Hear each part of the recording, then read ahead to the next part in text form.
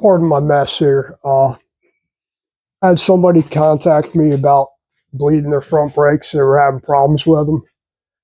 These don't need bleeding, so I'm not even going to make a mess doing it. So what happens is, I've had guys call me and they're like, I can't get my front brakes to bleed. But even guys that are supposed mechanics, they got vacuum pump and they're trying to pull that vacuum through the line to suck fluid through. And that doesn't always work. Uh, if you notice these bars here, the angle of the master cylinder is pointing up like this. So what happens a lot of time, you get an air bubble trapped right in here at the junction. And sometimes you can sit there and tap the banjo bolt and get it to break free. Other times you can't. What happens if and they'll try, and this one isn't really that bad. It's bad enough, but I've had them before where the master cylinder pointing like this, and giant air bubble right at the top there. And with those, what you end up doing is actually having to take the master cylinder off and kind of tilt it, hold it, pump it a couple of times to get the air bubble out. And you can watch the air bubble come back through here.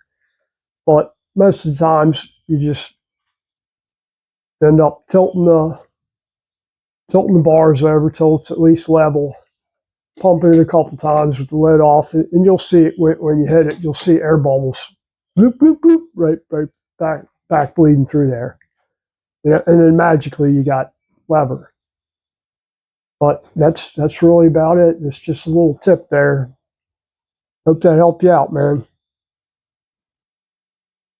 Not really a big deal. It's just see so many people. I've had mechanics. I had a line mechanic one time, and he spent all day trying to get these brakes to bleed. I'm like, man, what are you doing? Customers have been waiting for over an hour. So I walk over, tilt the bars to the left like that, and he's tried all kinds of shit. He's came to me and told me master cylinder needs to be rebuilt. No, it doesn't. So I go over, tilt the bars over, hit it 3 or 4 times, pull it, let it flip out like that, because the quick action of the piston flying back like that sometimes will suck any fluid, basically blow the bubbles back out through the top. It's just physics, man. But really, that's about it. Just a little tech tip there. Hope that helped you out, man. A lot of people make that mistake.